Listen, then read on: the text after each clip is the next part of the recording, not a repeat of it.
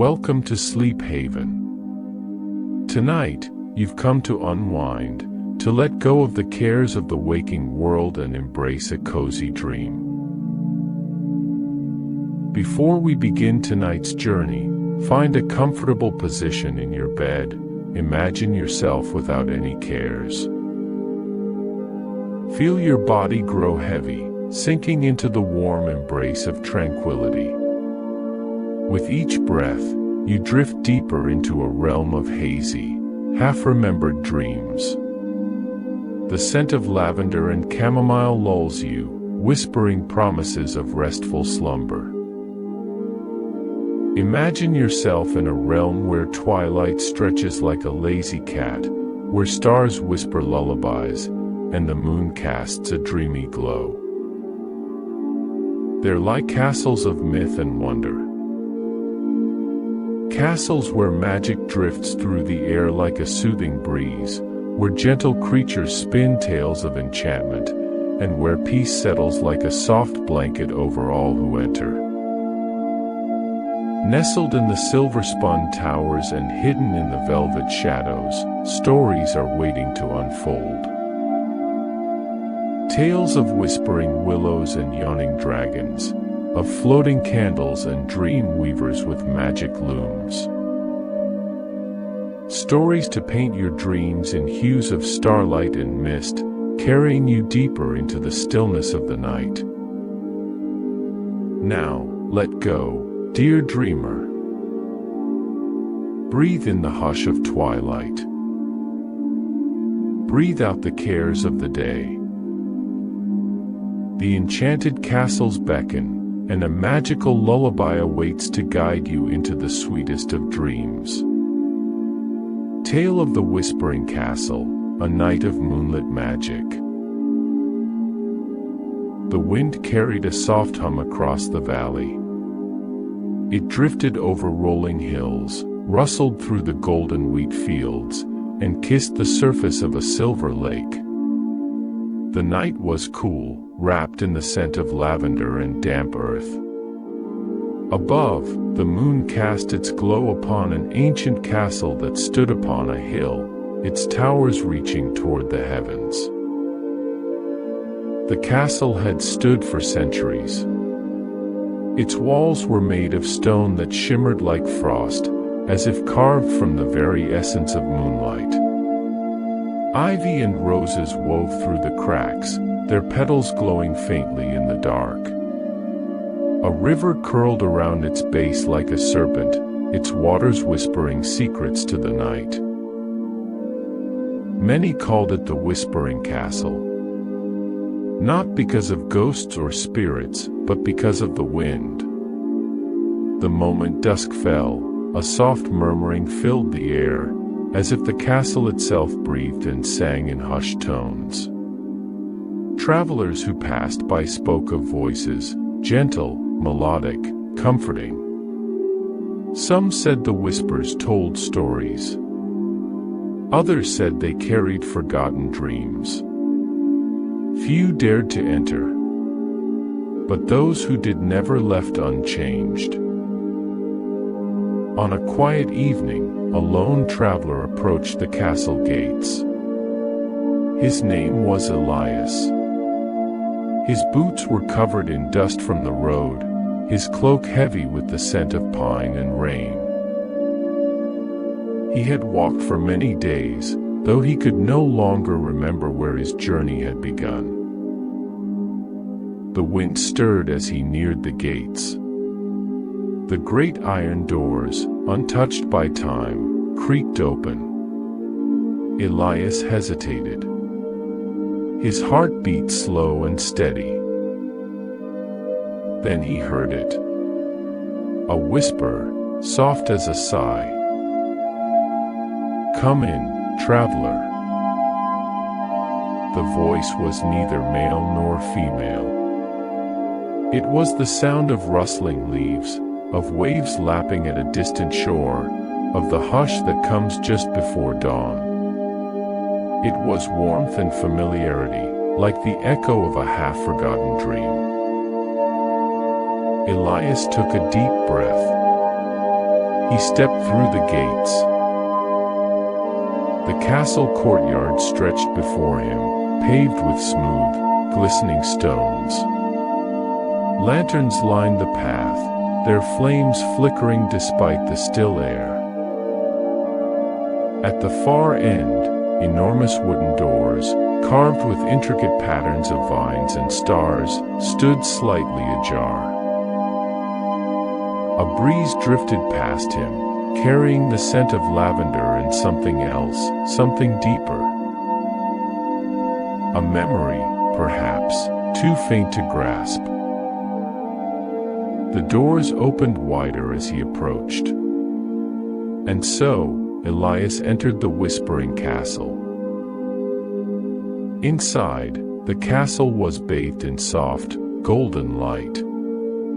The walls were lined with candles that floated in midair, their flames swaying as if in silent conversation. The floor was made of polished stone, warm beneath his feet, as if the castle itself had a heartbeat. Tapestries lined the walls, woven with images of moonlit forests, shimmering lakes, and skies full of falling stars.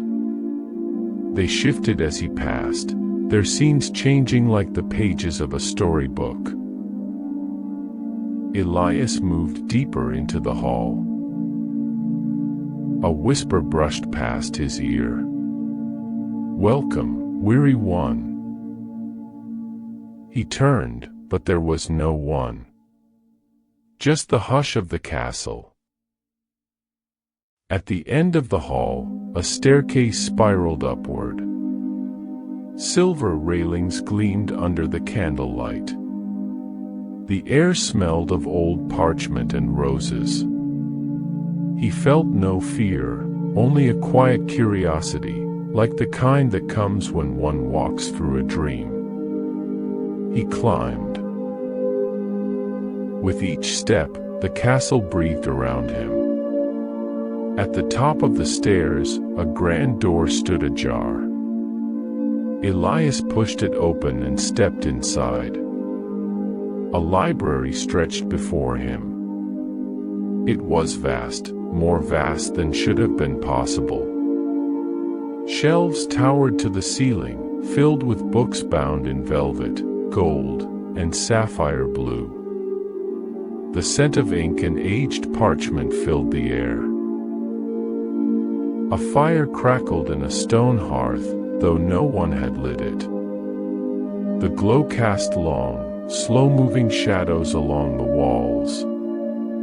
Elias moved through the rows of books.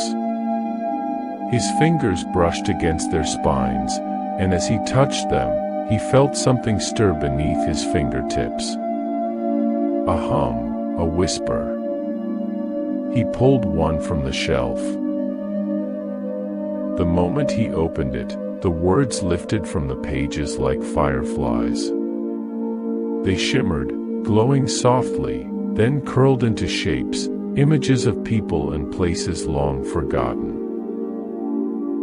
A child laughing in a field of bluebells. A woman spinning beneath 1,000 golden lanterns. An old man watching the stars from a tower. Memories. Not just stories. Not just words. These books held the dreams of those who had once walked these halls. Elias watched as the images floated, danced, and disappeared like mist. Then, he heard a voice. "You have traveled far, Elias." He turned. A woman stood near the fireplace. She wore a gown of midnight blue, woven with tiny silver threads that flickered like constellations. Her hair was long and silver, her eyes deep as the ocean before a storm. "Who are you?"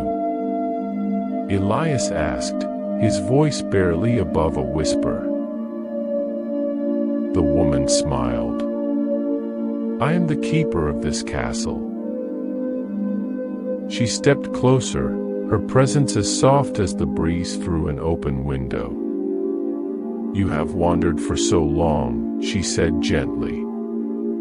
"But what is it you truly seek?" Elias opened his mouth. No words came. He had searched for years. But for what? The woman touched his shoulder.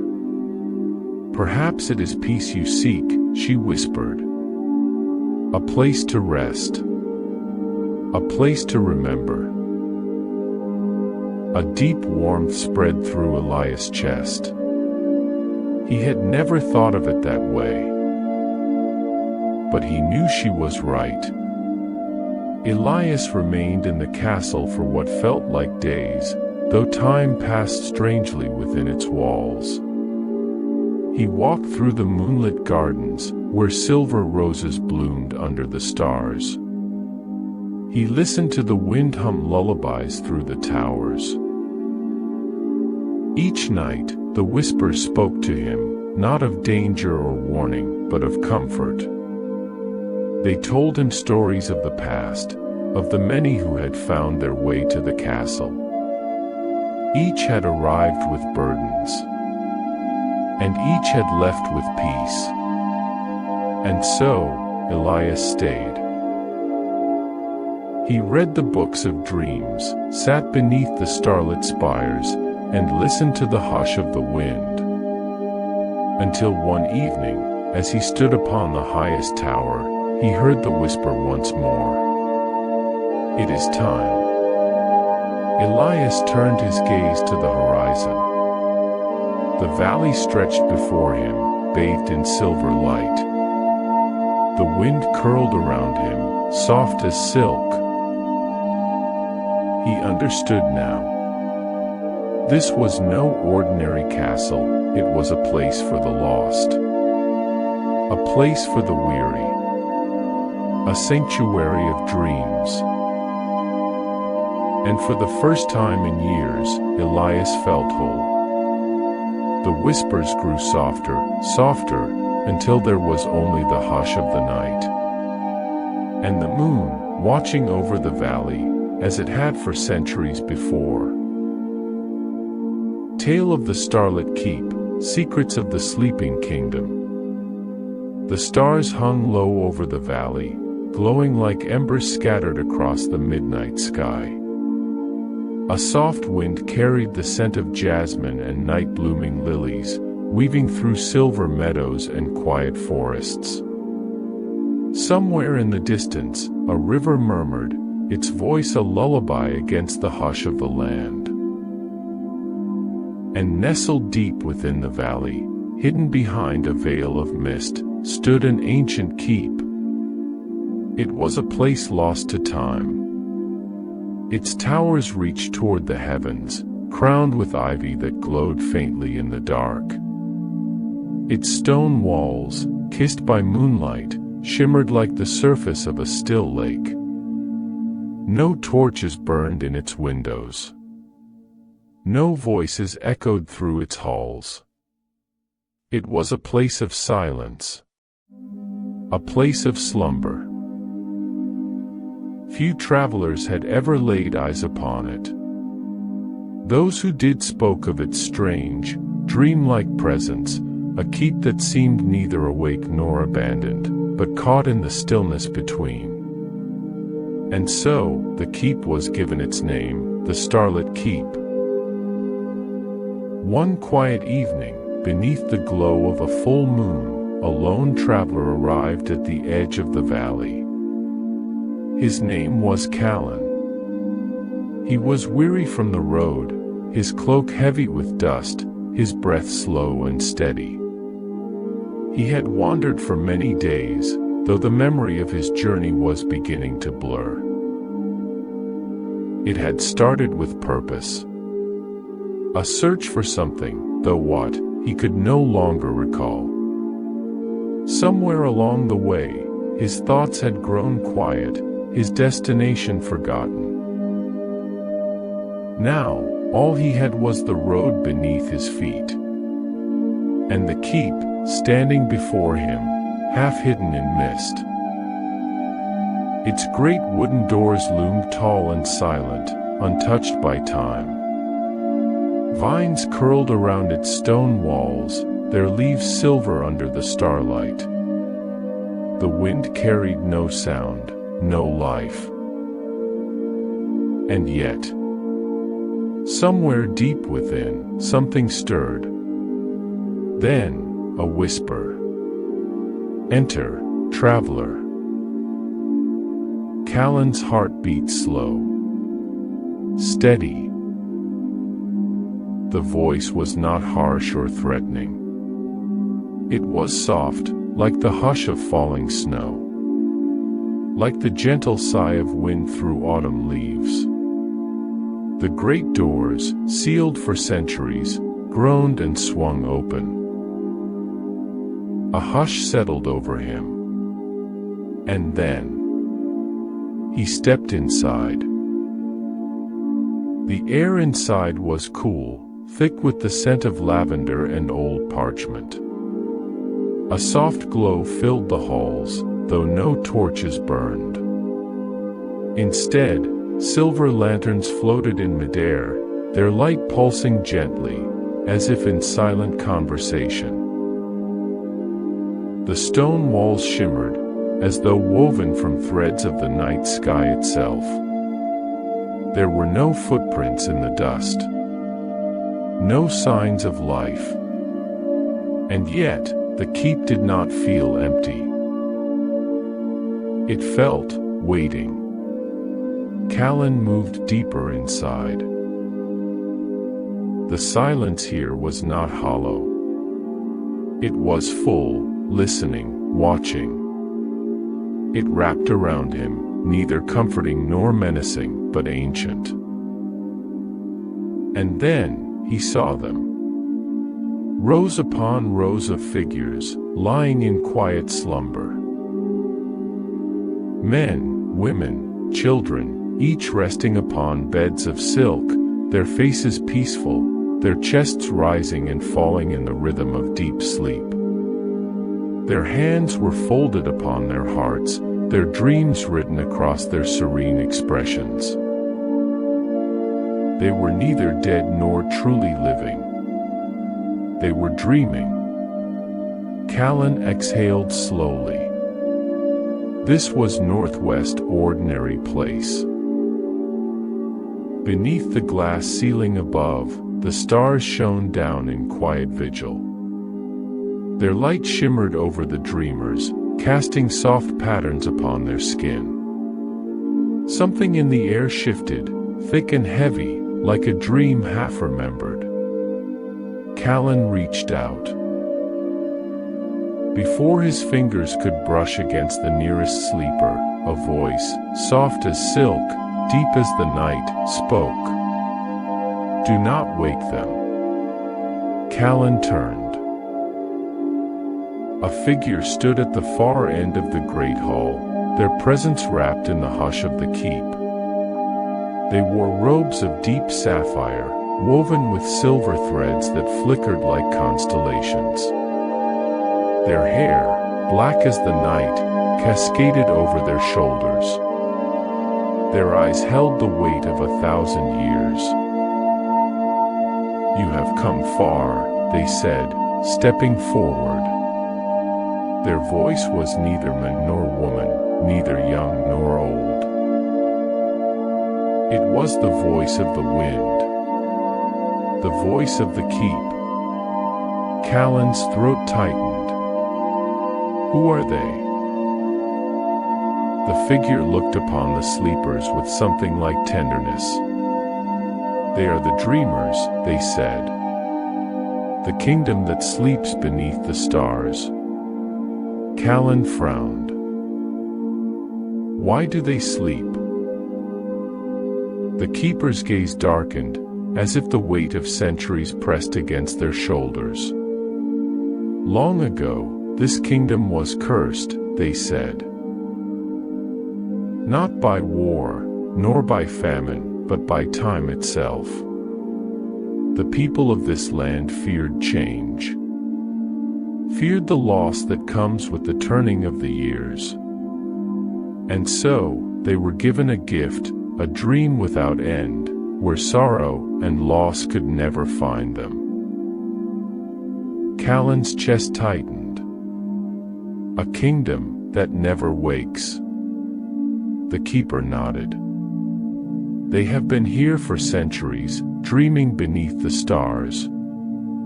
A hush settled between them. Callan looked at the sleepers once more. Their faces were peaceful, untouched by pain or time. And yet, deep within his chest, something ached. "Is it a gift?" he murmured. "Or is it a cage?" The keeper's lips parted, as if to speak. Then, slowly, they closed again. After a long moment, they turned. "Come," they said. "There is something you must see." Through endless halls, past libraries filled with books that wrote themselves, past gardens where flowers bloomed in colors that had no name, the keeper led Callan to the heart of the keep. To a door unlike any other. It stood tall and arched, carved from dark crystal. It pulsed faintly, as though alive. "This," the keeper said, "is the door of stars." Callan swallowed. "Where does it lead?" The keeper watched him. "To the waking world." A hush fell over them. Callan turned, looking back at the sleeping kingdom. The hush of their dreams wove through the air like threads of a forgotten lullaby. And then, he understood. This was not his place. He had wandered for so long, searching for something. But he did not belong to this dream. With a slow, steady breath, Callan reached for the door. The crystal pulsed beneath his fingertips. The world shimmered. And then, the stars swallowed him whole. The valley was quiet beneath the night sky. The keep stood as it always had, veiled in mist, untouched by time. Somewhere within its halls, the dreamers still slept. And Callan awoke. He stood upon the hill outside the keep, the wind curling through his cloak. The stars above shone brighter than before, their light warm against his skin. The dream had ended. But the journey had just begun. Far away, deep within the starlit keep, a whisper drifted through the silence. "Sleep well, traveler." And the stars watched over the valley, as they had for centuries before. Tale of the whispered lullaby of the moonlit castle. In a distant land, where the moon shimmers upon the lush hills, there stands a majestic castle. Its spires reach for the stars, and its walls whisper secrets of ages past. This is the moonlit castle, a place where magic dances in the night air. Among the castle's many chambers, there is one room that holds a special enchantment. It is said that those who sleep within its walls are graced with the sweetest of dreams. The room is known as the Chamber of the Whispering Lullaby. As the sun sets and the moon rises, the chamber comes alive with a gentle glow. The walls shimmer like pale silk, and the air grows heavy with the scent of lavender and honeysuckle. A soft breeze carries the faintest hint of a melody, a lullaby whispered by forgotten voices. The bed at the center of the room is draped in gossamer curtains, inviting weary travelers to rest their heads. the pillows are soft as clouds, and the blankets are woven from the finest threads of starlight. It is said that those who lie upon this bed are instantly wrapped in a cocoon of tranquility. As the night deepens, the lullaby grows stronger. It weaves through the air like a ribbon of silver, twisting and turning in a dance of its own. The melody is ancient and ethereal, a song that has been sung since the dawn of time. Those who are lucky enough to hear the whispered lullaby find themselves drifting off to a world of enchanted dreams.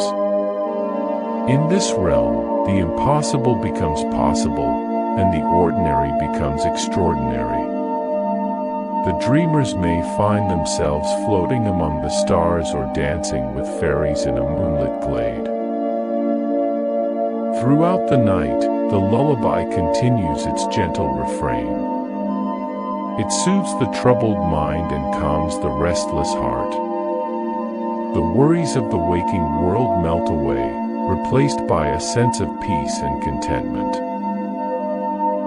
As the first light of dawn touches the horizon, the lullaby begins to fade.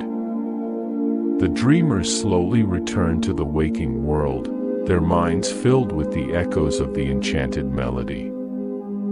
They awaken feeling refreshed and renewed, ready to face the challenges of a new day. The chamber of the whispering lullaby is a true wonder, a place where the magic of dreams comes alive. Those who have slept within its walls never forget the experience. They carry the memory of the whispered lullaby with them, a secret treasure that brings comfort in times of need. And so, the legend of the moonlit castle and its enchanted chamber lives on. Travelers come from far and wide, seeking the solace of the whispered lullaby. They leave with hearts full of wonder and minds brimming with the magic of dreams. Perhaps, one day, you too will find yourself in the chamber of the whispering lullaby. When you close your eyes and let the melody carry you away, you'll discover a world of enchantment that you never knew existed. For in the realm of dreams, anything is possible, and the magic of the moonlit castle will be with you always. Story of the Sleepy Princess and the Dreamy Dragonfly's Spell. Once upon a time, in a kingdom nestled among the clouds, there lived a princess named Celestia. She was known throughout the land for her beauty and grace, but also for her love of sleep. Celestia could drift off at any moment, lulled by the gentle whispers of the wind. In the heart of the kingdom stood a grand castle, its towers reaching into the heavens. It was here that Celestia spent her days, wandering through the sun-dappled gardens and dozing beneath the shade of ancient trees. One particular afternoon, as the sun began its descent and the shadows grew long, Celestia found herself in a secluded corner of the garden. The air was heavy with the scent of blooming flowers, and a soothing breeze played with the princess's golden hair. As she sat upon a soft patch of moss, a shimmering dragonfly flitted into view. Its wings were iridescent, catching the fading light and casting a mesmerizing glow. Celestia watched, transfixed, as the dragonfly danced before her eyes. To her surprise, the dragonfly began to speak, its voice as gentle as a lullaby. "Dear Princess Celestia," it said, "I am the guardian of dreams, and I have watched over you since you were a babe. I see how you cherish the realm of sleep, and I have come to bestow upon you a special gift." The dragonfly alighted on Celestia's finger, and a warmth spread through her body. From this day forward, the dragonfly continued, "You shall be graced with the most enchanting dreams."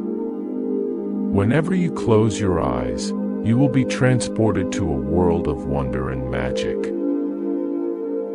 Celestia felt her eyelids grow heavy, and a peaceful calm washed over her. She laid back on the soft moss, letting the dragonfly's words envelop her lick. The castle became a haven of tranquility, a place where all could come to rest and let their dreams take flight. And always, at the heart of it all, was the gentle princess and her guardian dragonfly, weaving a spell of peace and wonder that would endure for generations to come. So, if ever you find yourself in need of rest and respite, close your eyes and think of Princess Celestia and her dreamy dragonfly. Let their magic guide you to a world of enchantment, where your dreams can come alive and your heart can find true peace. Tale of the Starlight Slumbers in the Crystal Castle. In a realm where the night sky is forever painted with the shimmering hues of starlight, there lies a castle unlike any other.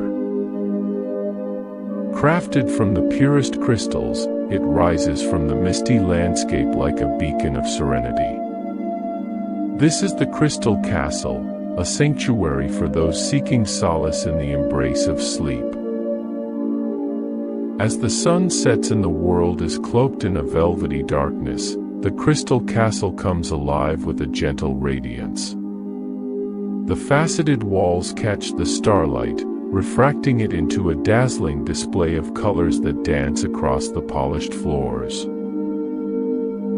Within the castle's walls, there are countless chambers, each one designed to lull weary travelers into a deep and restful slumber. The beds are crafted from the softest clouds, plucked from the highest reaches of the sky. The pillows are filled with the down of moonbeams, and the blankets are woven from the whispers of shooting stars. As you wander through the halls of the Crystal Castle, your footsteps are muffled by a thick carpet of stardust. The air is suffused with the delicate aroma of lavender and chamomile, soothing your senses and easing your mind. You find yourself drawn to a particular chamber, one that seems to call out to your very soul. As you step inside, you are enveloped by a warm, comforting glow. The walls are adorned with intricate constellations, each one telling a story of love, hope, and dreams. In the center of the room stands a grand bed, its frame carved from a single, flawless crystal. As you sink into the plush mattress, you feel the weight of the world lift from your shoulders. The starlight filtering through the chamber's windows casts a soft, ethereal glow, and you find yourself drifting off to a world of peaceful dreams. In this realm of slumber, you are free to wander through the vast expanse of your imagination. You may find yourself floating among the stars, dancing with the celestial beings that inhabit the night sky. Or perhaps you'll discover a hidden garden, where the flowers bloom in hues of silver and gold, and the gentle tinkling of wind chimes lulls you into a state of pure tranquility. Throughout the night, the Crystal Castle watches over you, a silent guardian ensuring that your dreams remain undisturbed. The starlight continues to shimmer and dance, weaving a tapestry of serenity that envelopes your sleeping form. As the first light of dawn begins to paint the horizon, you slowly drift back to the waking world. Your eyes flutter open, and for a moment, you are caught between the realm of dreams and the gentle embrace of the Crystal Castle.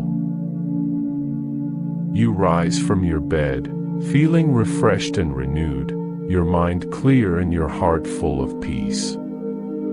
As you step out into the misty morning, you carry with you the memory of your starlit slumber, a precious gift that will remain with you always. And so, the legend of the Crystal Castle endures, a testament to the power of dreams and the magic of starlight. Those who have found solace within its walls speak of a peace that transcends the waking world, a serenity that can only be found in the gentle embrace of sleep. If ever you find yourself weary and in need of rest, close your eyes and imagine the crystal castle, rising from the mists like a beacon of tranquility. Let the starlight guide you to a world of enchanted slumber, where your dreams can take flight and your soul can find true peace. Tale of the Yawning Knight's Twilight Quest. In a kingdom where the sun's warmth gives way to the gentle embrace of twilight, there lived a valiant knight named Sir Alistair. Known for his bravery and kind heart, Alistair had defended the realm from countless perils. Yet, there was one quest that had always eluded him, the search for the enchanted slumbering stone. Legend told of a magical stone, hidden deep within a distant castle, that could grant the gift of peaceful sleep to all who touched it. Alistair, who had long suffered from restless nights, knew that he must embark on this quest to find solace for himself and his fellow knights. As the sun began its descent, painting the sky in hues of lavender and gold, Alistair set out on his journey. He rode his trusty steed through the whispering forests, where the trees seemed to sway in a drowsy dance. The air was filled with the gentle humming of crickets and the soft rustling of leaves, a lullaby that soothed his weary soul. Days turned into nights as Alistair traveled deeper into the heart of the kingdom. He passed through sleepy villages, where the inhabitants spoke in hushed tones and the chimneys puffed out wisps of dreamy smoke. The knight found solace in the tranquility that surrounded him, feeling his own eyelids grow heavy with each passing mile. At last, on the 7th night of his journey, Alistair reached the foot of a grand castle. Its towers seemed to stretch into the starry sky, and the walls were draped in a veil of shimmering mist.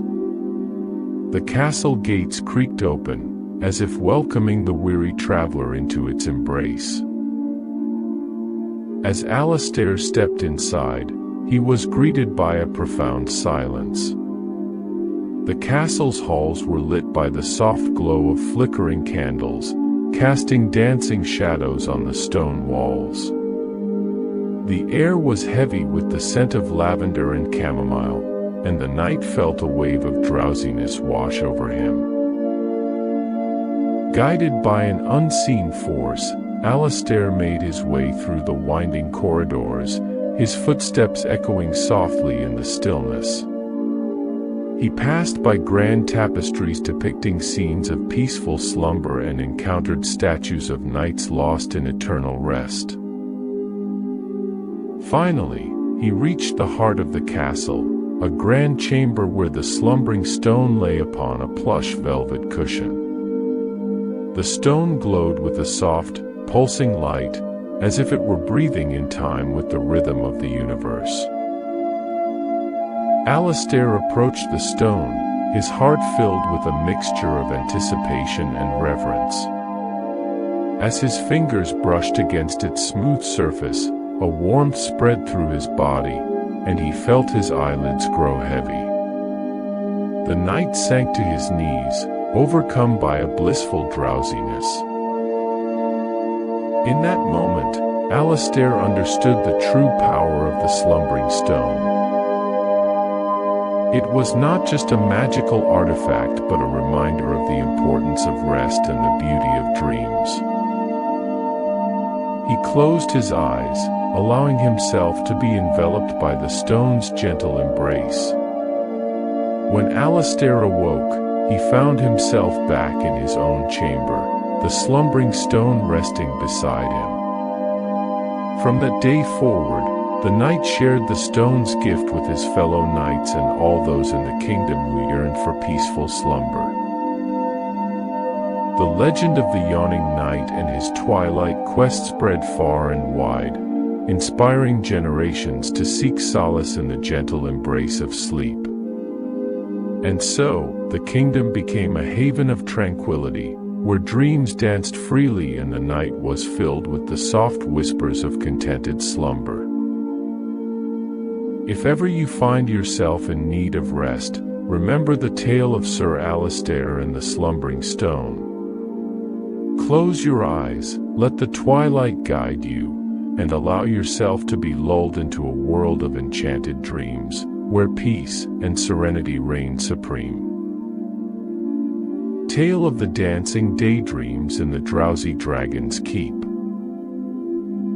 In a land where the sun's rays are gentle and the skies are forever painted in soothing hues, there lies a castle nestled among rolling hills of lavender.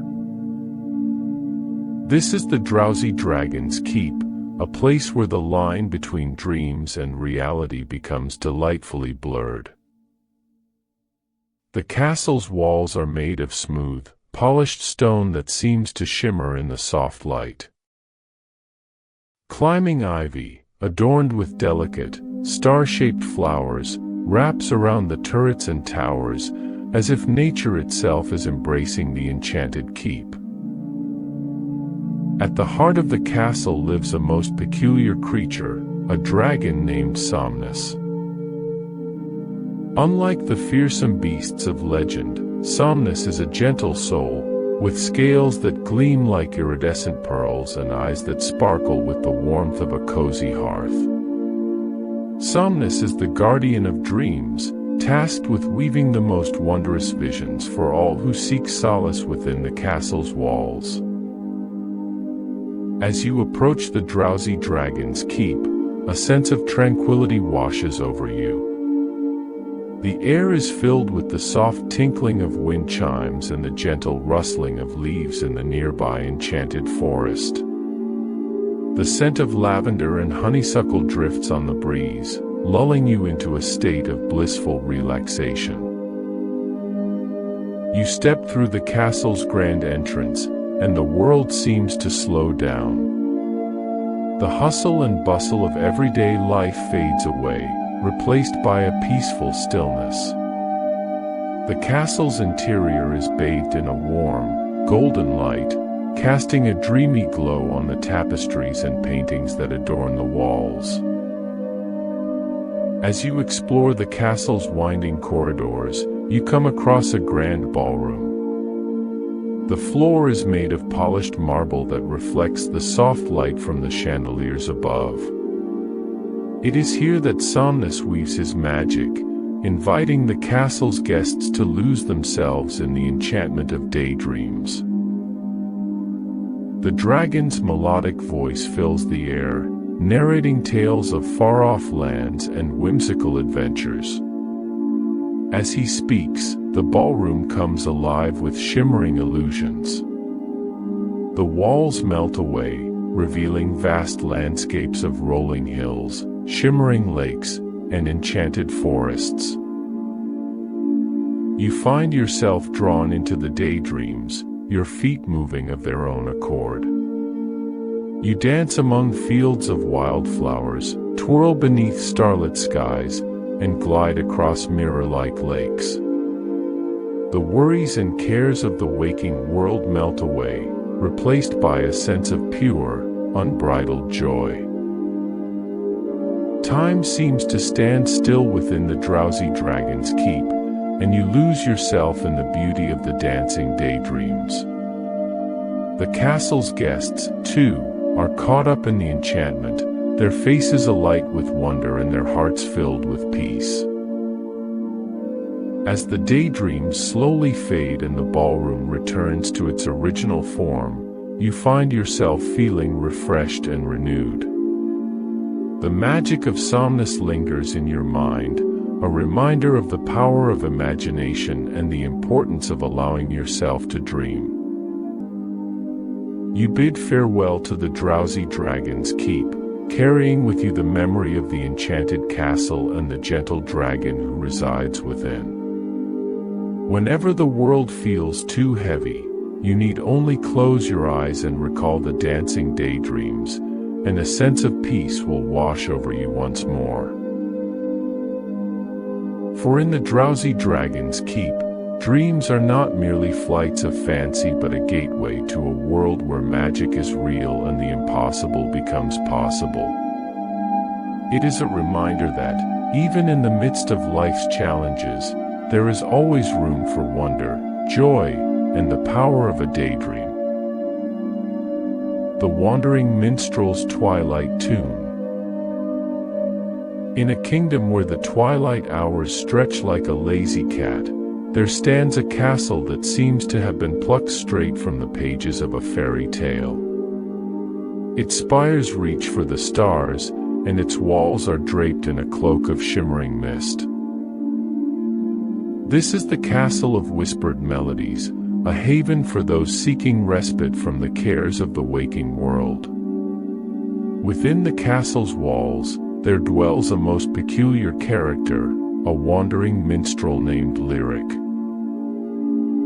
With a voice as smooth as honey and a lute that seems to play itself, Lyric roams the castle's halls, weaving tales and melodies that lull even the most restless souls to sleep.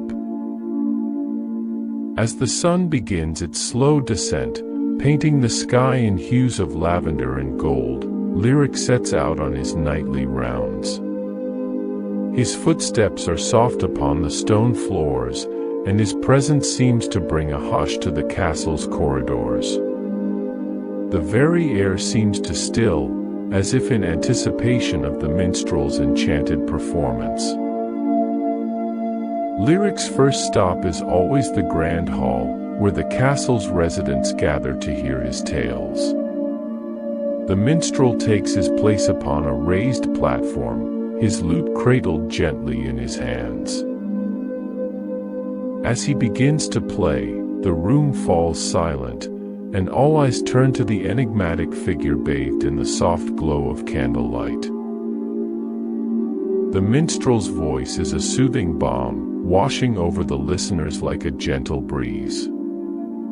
He sings of far-off lands and long-forgotten dreams, of love that endures and hope that never fades. His melodies are simple yet profound, each note a brushstroke in a masterpiece of tranquility. As Lyric's performance continues, a sense of drowsiness begins to permeate the Grand Hall. Eyelids grow heavy, and heads nod in gentle rhythm to the minstrel's lullaby. Even the castle's cats, usually so lively and mischievous, curl up at Lyric's feet, purring contentedly as they drift off to sleep. With each passing verse, the twilight deepens, and the castle seems to wrap itself in a blanket of serenity. The minstrel's voice becomes a whisper, a gentle caress that soothes even the most troubled minds. His lute strings shimmer in the candlelight, casting dancing shadows on the walls.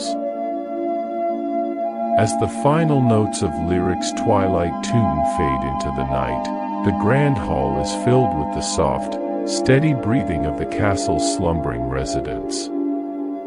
The minstrel carefully sets aside his lute and tiptoes from the room, a small smile playing upon his lips. Throughout the night, Lyric wanders the castle's halls, his music a constant companion. He serenades the guards at their posts, easing their vigilance with gentle refrains. He visits the castle's children, singing them to sleep with tales of brave knights and kind-hearted dragons. Even the castle itself seems to respond to Lyric's enchanted melodies. The stones seem to sigh contentedly, and the tapestries sway in a drowsy dance. The very air is suffused with a sense of peace and tranquility, as if the minstrel's music has become a part of the castle's very essence. As the first light of dawn begins to paint the horizon, Lyric's work is done. He retires to his own chambers, his lute by his side, ready to dream of the melodies yet to be sung. For in the castle of whispered melodies, the wandering minstrel's twilight tune is the key to unlocking the sweet embrace of sleep. And so, if ever you find yourself weary and in need of rest, seek out the castle of whispered melodies. Let lyric soothing voice and gentle lute guide you to a world of enchanted slumber, where dreams dance on the wings of a twilight tune and peace reigns supreme. The Sleepy Sorcerer's Sanctuary. Deep in the heart of an enchanted forest, where the trees whisper ancient secrets and the air is thick with the scent of magic, there lies a castle that seems to have been conjured from the very mists of time. This is the home of the Sleepy Sorcerer, a wise and gentle wizard who has dedicated his life to the art of restful slumber. The Sleepy Sorcerer's castle is a sight to behold, with walls of gleaming white stone and towers that seem to stretch into the very clouds. The windows are adorned with stained glass in shades of soothing blue and calming lavender, casting a soft, dreamy light on all who enter. As you approach the castle gates, you feel a sense of peace and tranquility wash over you. The very air seems to hum with a gentle, soporific energy, lulling you into a state of deep relaxation. The Sleepy Sorcerer himself greets you at the entrance, his long, silver beard shimmering in the soft light. His eyes are kind and knowing, filled with the wisdom of countless peaceful nights. He leads you through the castle's winding corridors, pointing out the many wonders that lie within. Here, a room filled with softly chiming bells that seem to sing a lullaby of their own. There, a chamber where the walls are lined with books of soothing stories and tales of gentle adventures. At last, you come to the heart of the castle, a grand, circular room with a domed ceiling that sparkles with the light of 1,000 stars. In the center of the room stands a great, crystal orb, its surface swirling with the colors of the cosmos. The Sleepy Sorcerer gestures for you to sit before the orb, and as you do, he begins to chant in a language that is at once ancient and familiar. The words seem to weave themselves into the very fabric of reality, creating a tapestry of peace and serenity. As the sorcerer's chant grows louder, the orb begins to pulse with a gentle, hypnotic light. You find yourself drawn into its depths, your mind drifting on a sea of tranquility. In the world within the orb, you find yourself in a land of soft, rolling hills and gently babbling brooks. The sky is a deep, soothing blue, dotted with fluffy, white clouds that drift lazily across the horizon. Here, in this realm of peaceful slumber, all your cares and worries seem to melt away, replaced by a sense of deep, abiding calm. You wander through fields of whispering grass, letting the gentle breeze carry away your troubles and fears. Time seems to have northwest meaning in this place, and you find yourself drifting in a state of blissful relaxation. The Sleepy Sorcerer's magic is a constant presence, a gentle guiding hand that leads you ever deeper into the realm of restful dreams. When at last you emerge from the orb, you feel refreshed and renewed, your mind clear and your spirit light. The Sleepy Sorcerer smiles knowingly, his eyes twinkling with the light of 1,000 peaceful nights.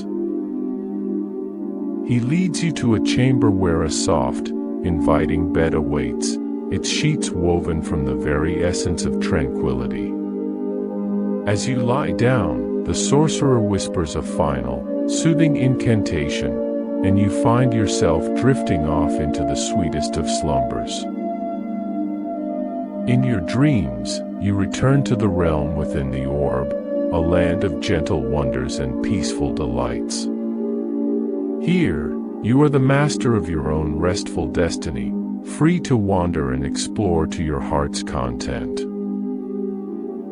And when at last you awaken, you carry with you the magic of the sleepy sorcerer's sanctuary, a reminder of the peak.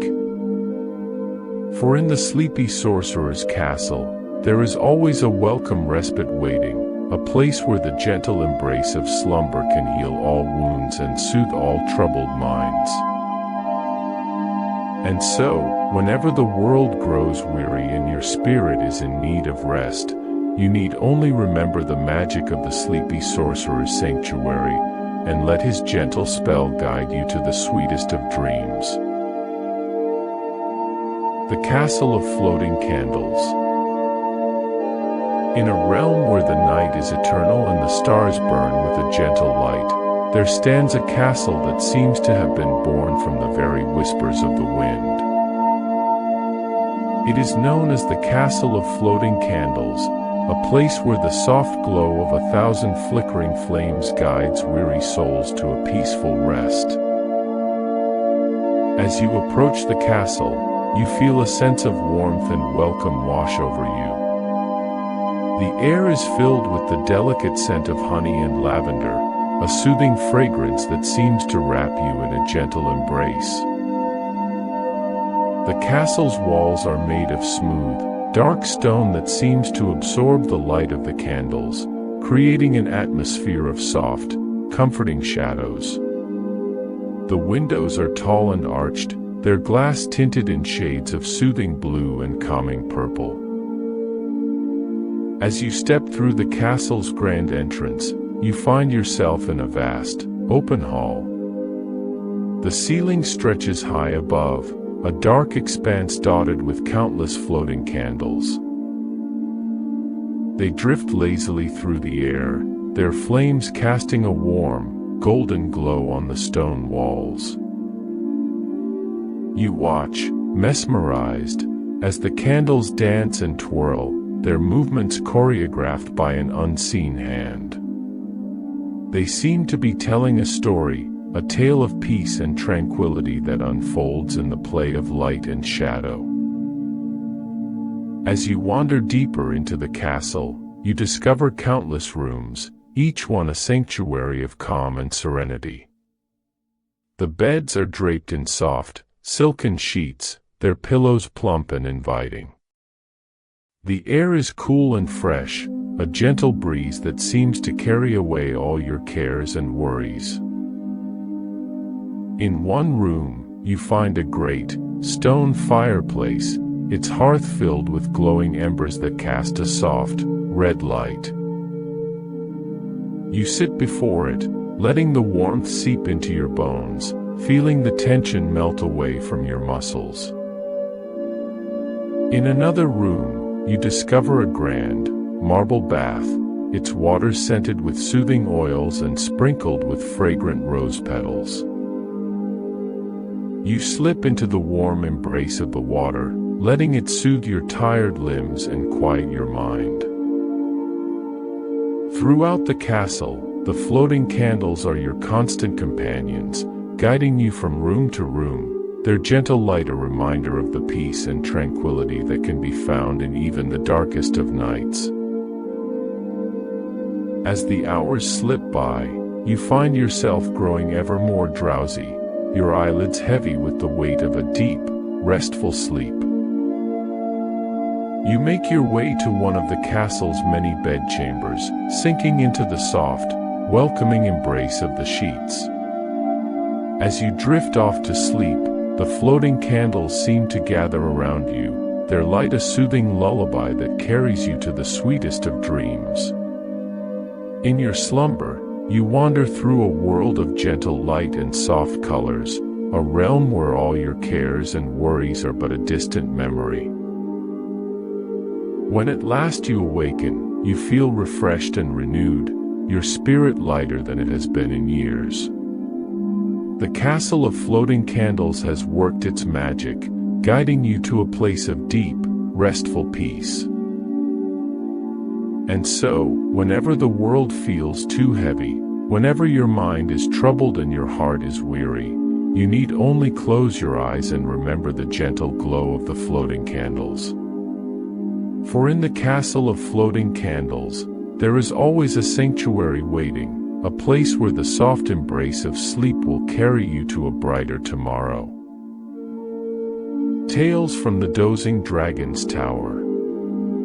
High atop a craggy mountain, where the clouds swirl like gentle dreams, there stands a tower that reaches for the stars. This is the home of the Dozing Dragon, a magnificent creature known throughout the land for his enchanting tales and soothing voice. Unlike the fearsome dragons of legend, the Dozing Dragon is a gentle soul, with scales that shimmer like polished silver and eyes that sparkle with warmth and wisdom. His tower is a sanctuary, a place where weary travelers can rest their heads and let their troubles melt away. As the sun sinks below the horizon, casting the sky in hues of lavender and gold, the Dozing Dragon settles into his favorite storytelling chair. It is a grand, plush thing, woven from the softest clouds and adorned with glittering stardust. The dragon clears his throat, a sound like distant thunder rolling across the sky, and begins to speak. His voice is rich and melodious, a soothing balm that washes over all who hear it.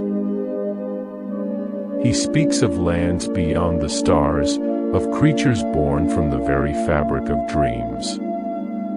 He weaves tales of heroic deeds and heartwarming kindness, of love that transcends time and space. As the dragon's stories unfold, the tower seems to come alive with magic. The walls shimmer and sway, as if dancing to the rhythm of his words. The air is filled with the scent of sweet spices and blooming flowers, a fragrance that lulls the listeners into a state of deep relaxation. The travelers who have sought shelter in the Dozing Dragon's tower find themselves drifting off to sleep, their minds filled with visions of the wondrous worlds the dragon has described. In their dreams, they are the heroes of their own stories, embarking on grand adventures and overcoming impossible odds. Throughout the night, the Dozing Dragon continues to weave his tales, his voice a constant, comforting presence. He speaks of the beauty that can be found in even the darkest of times, of the strength that lies within every living being. As the first light of dawn begins to paint the sky, the dragon's stories start to wind down. The travelers awaken, feeling refreshed and renewed, their hearts filled with a sense of peace and purpose. They bid farewell to the Dozing Dragon, thanking him for the gift of his stories and the restful sleep they have enjoyed. The dragon smiles, his eyes crinkling with warmth, and wishes them well on their journeys. And so, the legend of the Dozing Dragon spreads throughout the land, a beacon of comfort and hope for all who are weary and in need of rest.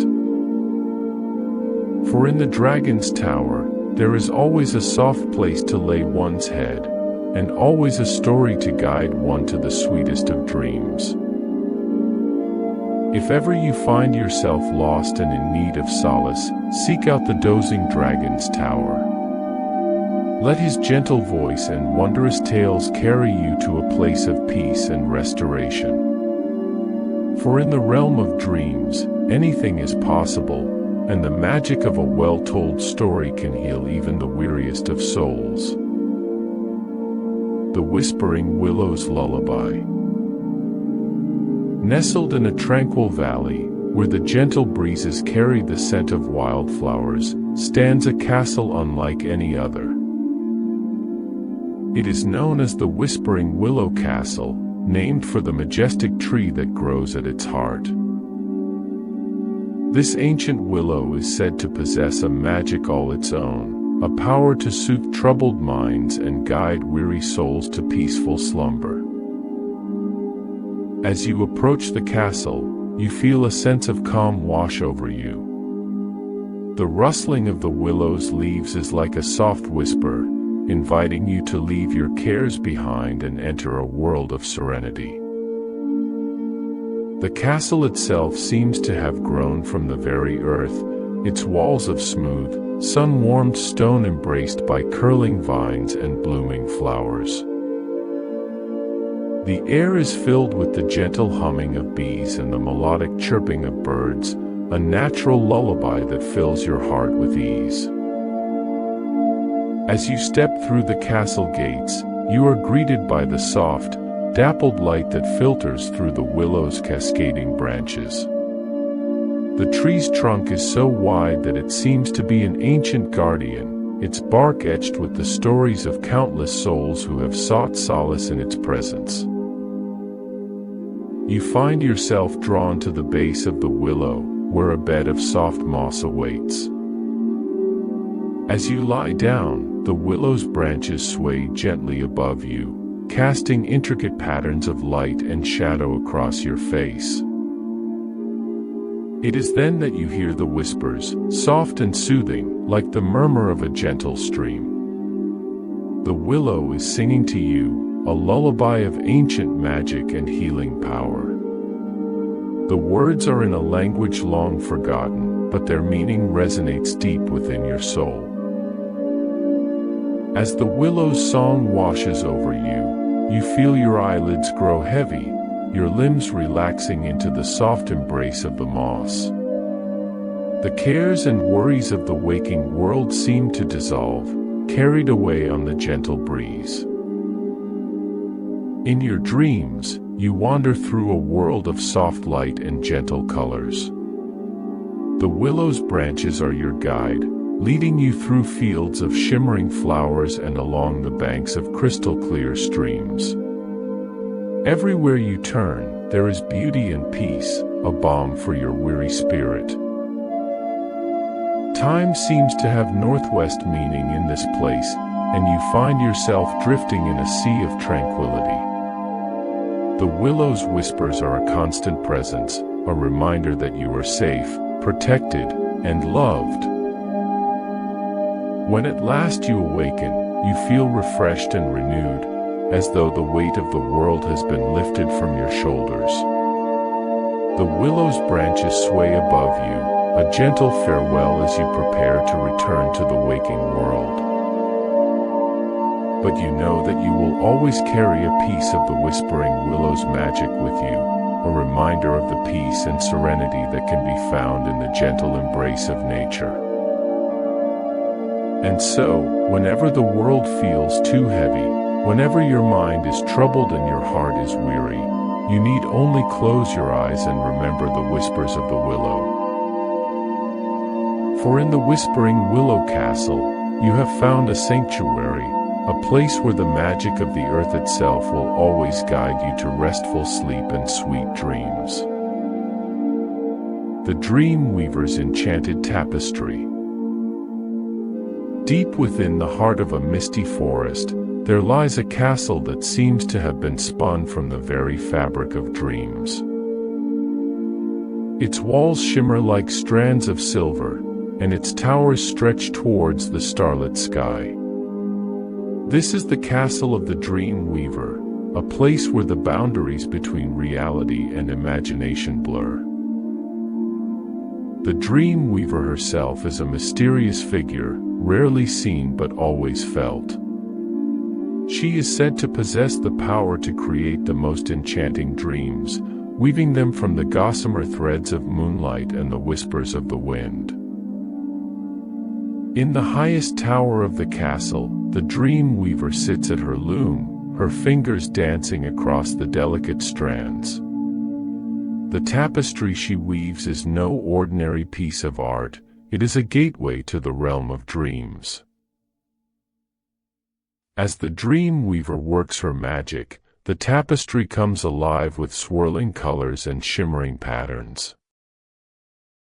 Each thread tells a story, a fragment of a dream waiting to be explored. Those who are lucky enough to be chosen by the dream weaver are invited to step through the tapestry and into a world beyond their wildest imaginings. They may find themselves soaring through skies of purple and gold, or dancing in fields of flowers that sing with the voices of angels. In this realm of dreams, anything is possible. Fears melt away, replaced by a sense of wonder and joy. The weight of the waking world is lifted, and the soul is free to roam and explore.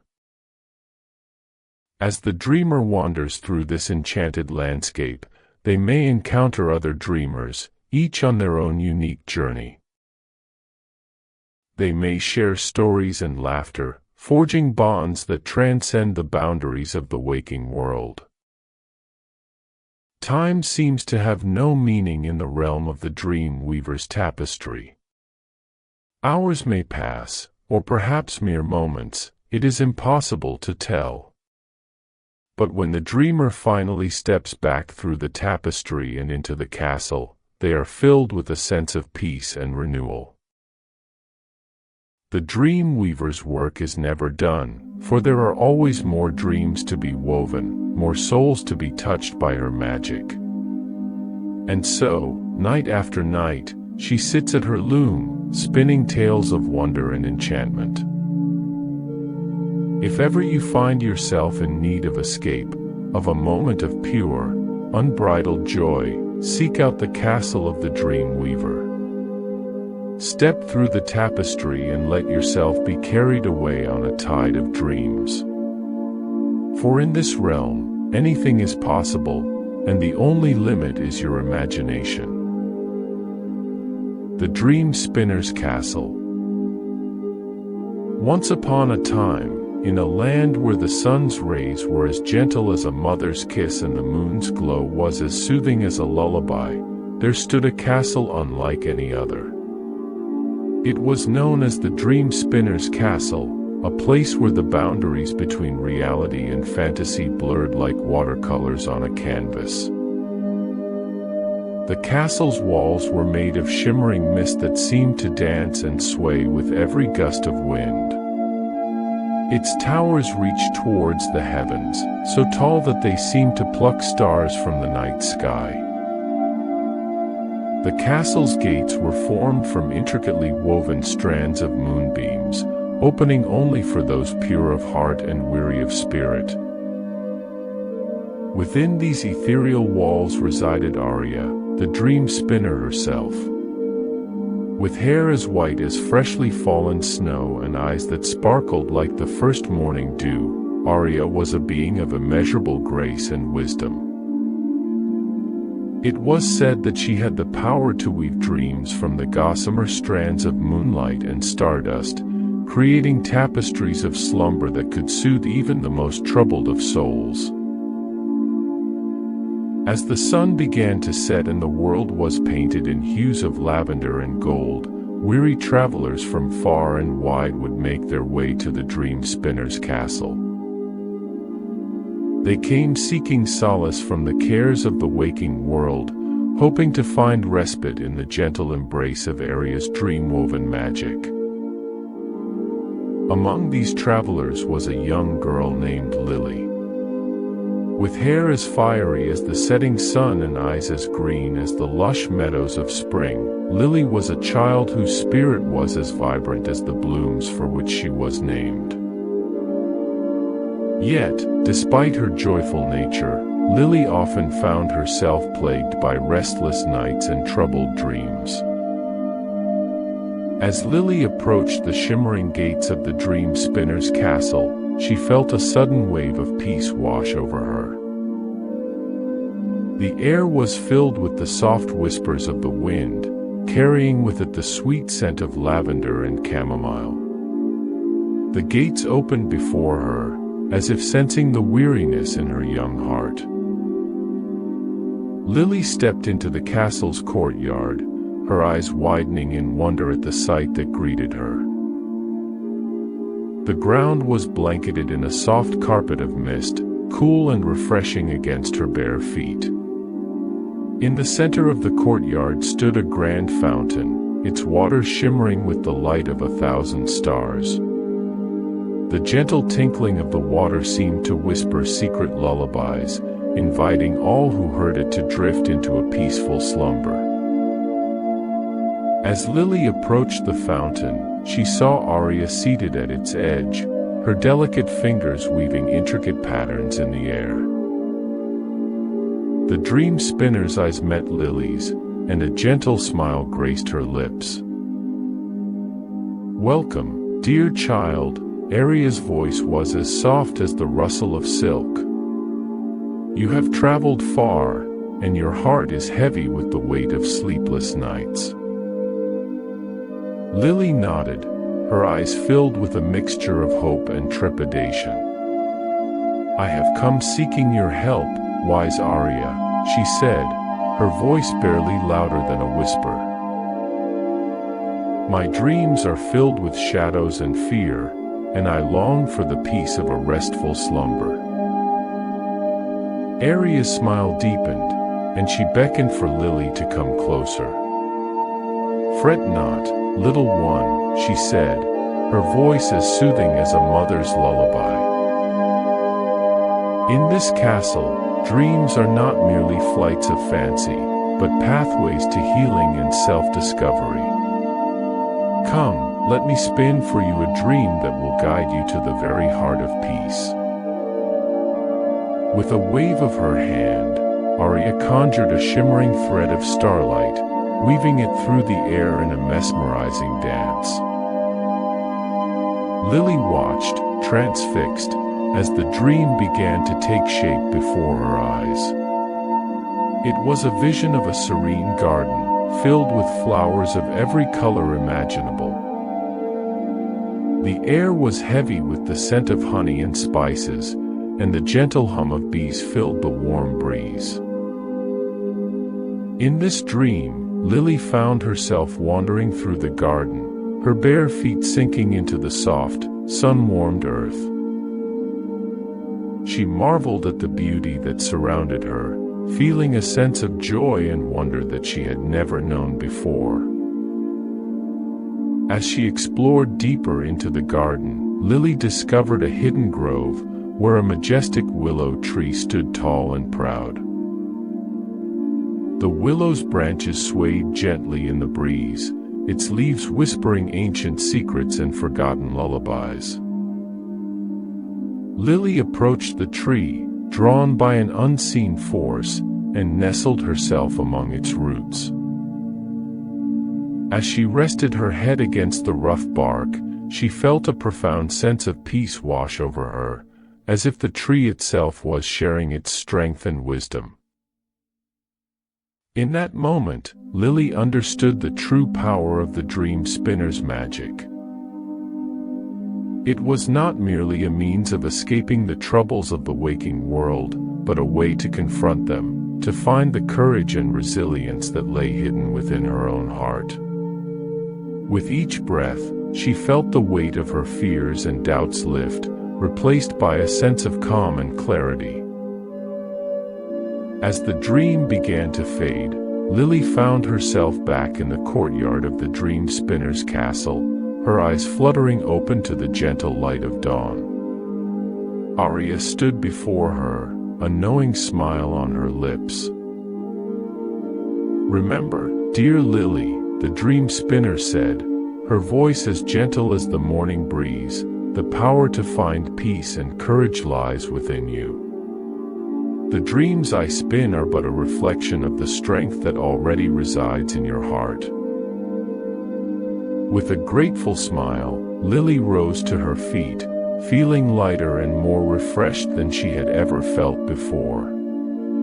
She bid farewell to Arya and the enchanted castle, carrying with her the memory of the willow tree and the peace it had brought her. From that day forward, Lily's nights were filled with the sweetest of dreams, each one a tapestry woven from the threads of.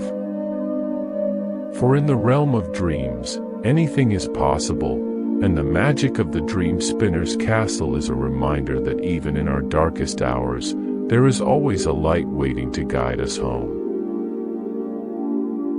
The Silver Spire, a castle beyond the clouds. In a realm high above the earth, where the sun's rays danced with the mists of dawn and the moon's glow painted the night in shades of silver, there existed a castle unlike any other. Known as the Silver Spire, this ethereal fortress floated amongst the clouds, its towering turrets and shimmering walls a testament to the magic that thrummed through its very foundations. The Silver Spire was a place of wonder and enchantment, a sanctuary for those who dared to dream beyond the confines of the world below.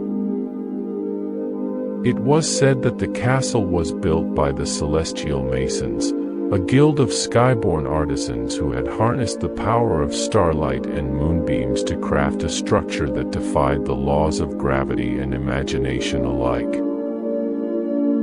At the heart of the Silver Spire resided Zephyr, the keeper of the winds. With hair as white as the clouds that swirled around the castle's spires and eyes that sparkled like the first evening star, Zephyr was a being of immeasurable wisdom and grace. It was his duty to guide the lost and weary souls who found their way to the castle's gleaming gates, to offer them shelter and solace in a world that often seemed so heavy and burdensome. As the sun began to set and the world below was blanketed in the hush of twilight, a young boy named Kai found himself standing before the Silver Spire's shimmering gates. With hair as dark as a raven's wing and eyes as blue as the deepest ocean, Kai was a child whose heart was filled with a longing for adventure and a desperate need for escape. You see, Kai had always felt different from the other children in his village. While they were content to spend their days toiling in the fields and their nights huddled around the warmth of a hearth, Kai's heart yearned for something more. He dreamed of soaring above the clouds, of exploring lands beyond the horizon, and of discovering the magic that he knew existed just beyond the veil of the ordinary. It was this longing that had led Kai to the foot of the Silver Spire, guided by whispers carried on the wind and the faint glimmer of starlight that seemed to beckon him ever upward. As he approached the castle's gates, Kai felt a sudden rush of wind wrap around him, lifting him off his feet and carrying him over the threshold in a gentle, swirling embrace. Kai found himself standing in a grand courtyard, its floors made of polished marble that reflected the changing colors of the sky above. In the center of the courtyard stood a magnificent fountain, its water shimmering with the light of 1,000 stars. The gentle tinkling of the water seemed to whisper secrets of the heavens, inviting all who heard it to cast their burdens aside and let their dreams take flight. As Kai approached the fountain, he saw Zephyr himself descending from the tallest tower of the castle, his robes billowing in the gentle breeze. The keeper of the winds smiled warmly at the young boy, his eyes filled with a mix of understanding and compassion. "Welcome, dear Kai," Zephyr's voice was as soft as a lullaby. "I have been expecting you, for the winds have carried your heart's deepest desires to my ears." Kai's eyes widened in surprise, a flicker of hope sparking in his young heart. "You know of my dreams, wise Zephyr?" he asked, his voice trembling with a mix of excitement and uncertainty. Zephyr nodded, his smile deepening. "Indeed, I do, young one. In this castle, dreams are not merely flights of fancy, but the very essence of the magic that sustains us. Come, let me show you the wonders that await those who dare to believe in the impossible." With a wave of his hand, Zephyr conjured a gust of wind that lifted Kai off his feet once more, carrying him up the winding staircases of the silver spire. As they ascended higher and higher, Kai marveled at the sights that unfolded before him. He saw rooms filled with books that whispered their stories to all who would listen, gardens where flowers bloomed in colors he had never seen before, and windows that looked out upon vistas of breathtaking beauty. At last, they reached the uppermost chamber of the castle, a room where the walls were made of clear crystal and the ceiling opened up to the vast expanse of the night sky. In the center of the room stood a grand telescope, its polished brass gleaming in the starlight. Zephyr gestured for Kai to approach the telescope, his eyes sparkling with a mix of mischief and wonder. "Look through the lens, dear Kai," he said, his voice barely louder than a whisper, "and let the magic of the stars guide your heart to its deepest truth." With trembling hands, Kai peered through the telescope, his breath catching in his throat at the sight that greeted him. He saw a world beyond the clouds, a realm where the sky was filled with islands of floating land, each one home to wonders beyond his wildest imaginings. There were forests made of shimmering crystal, lakes that sang with the voices of the wind, and creatures that soared through the air on wings of gossamer and light.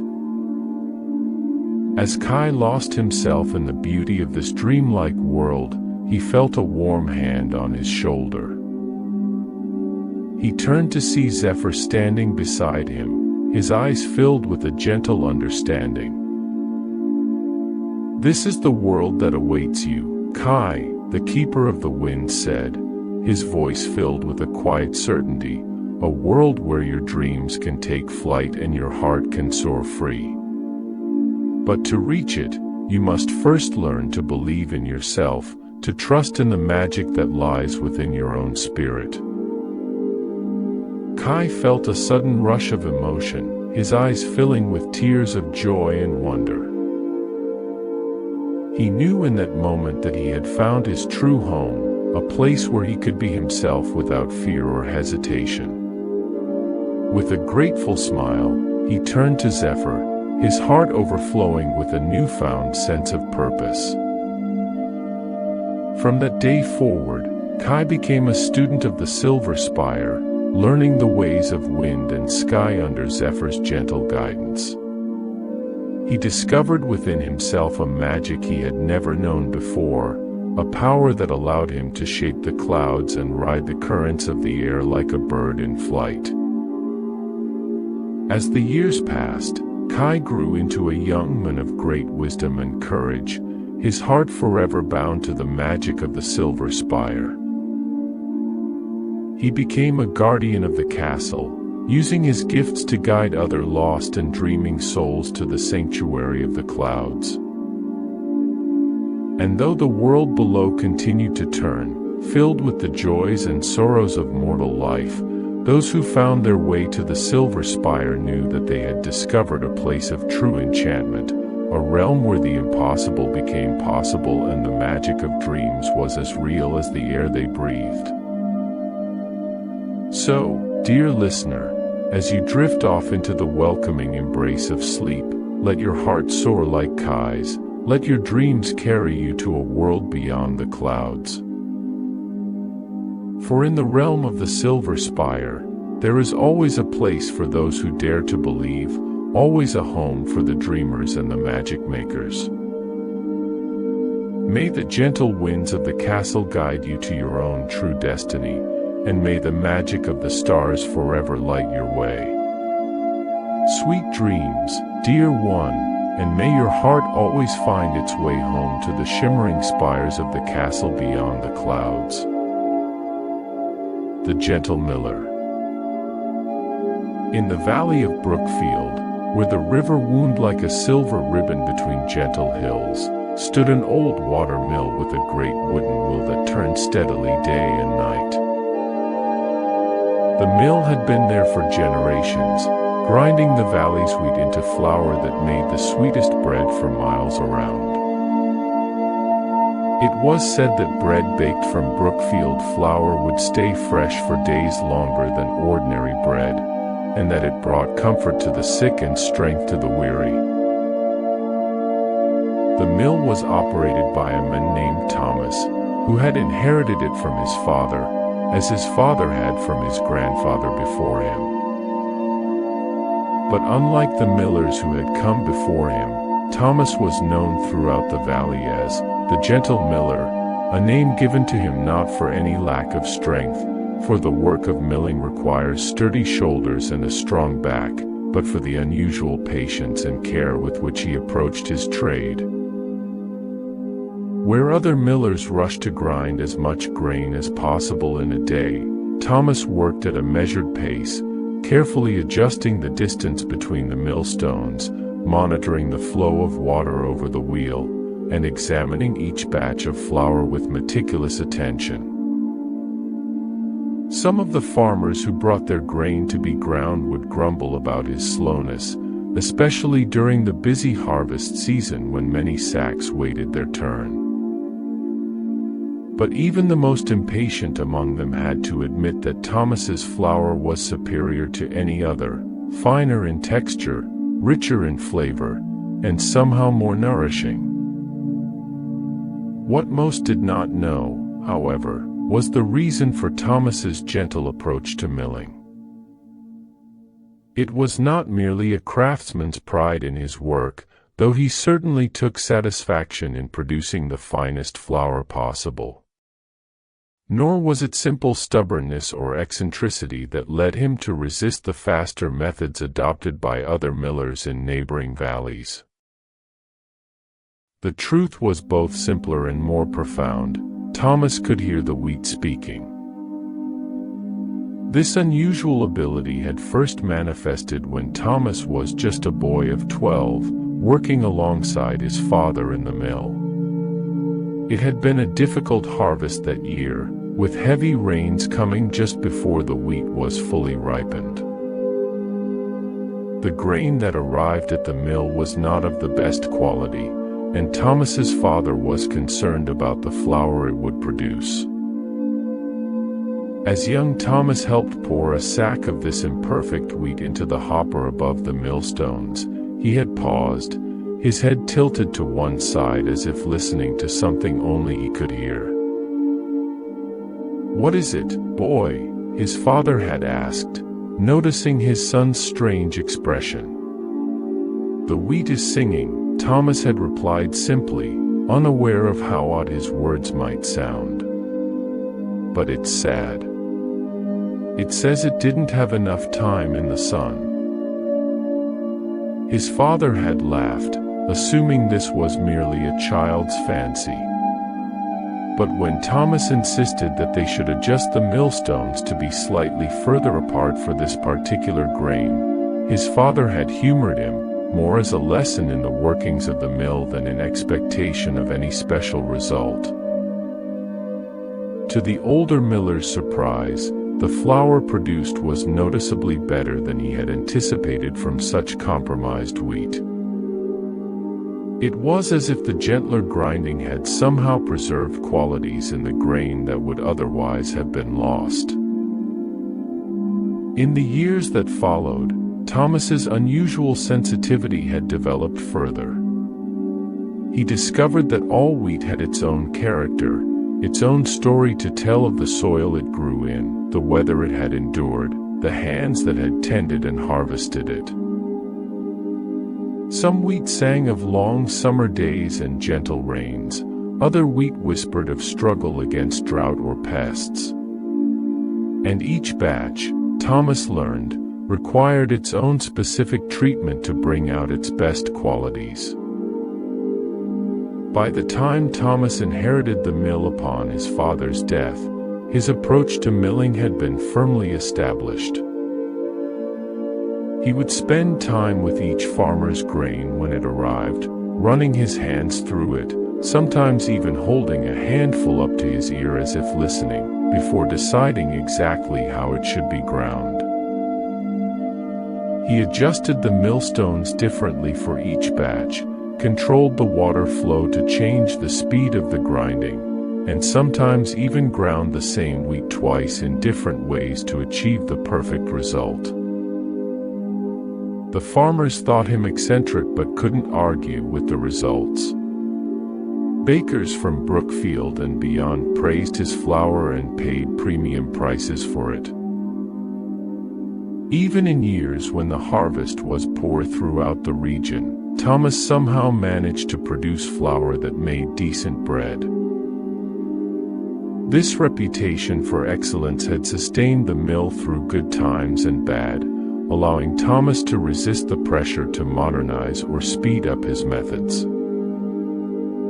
But as he entered his 40th year, with no wife or children to inherit the mill after him, he began to worry about the future of his trade. Who would maintain the old traditions when he was gone? Who would listen to the wheat and give it the care it deserved? The answer came in the form of a boy named Will, the youngest son of a struggling farmer whose land lay at the furthest edge of the valley. Will was a slight, serious child of 10 with observant eyes and a quiet manner.